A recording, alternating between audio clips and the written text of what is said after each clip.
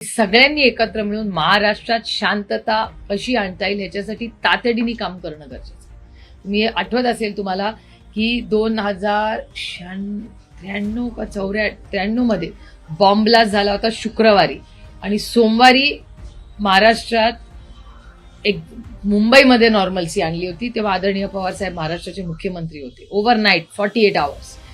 तर जर एवढा मोठा बॉम्ब ब्लास्ट झाल्यावर महाराष्ट्र आणि मुंबई ही नॉर्मल्सीमध्ये येऊ शकते 48 तासात, तर आपण सगळे मिळून का नाही परळीमध्ये जी परिस्थिती आहे, परभणीत आहे, मुंबईत आहे किंवा पुण्यात आहे, त्याच्यात नॉर्मल्सी का नाही आणू शकत? ह्याच्यासाठी प्रशासनाने पुढाकार घेतला पाहिजे. आणि आम्ही महाराष्ट्राच्या माननीय मुख्यमंत्र्यांना विनम्र विनंती करते की त्यांनी एक ऑल पार्टी मीटिंग बोलवावी आणि ह्या दिशेने तातडीने महाराष्ट्राच्या हितासाठी काम करण्याची गरज आहे.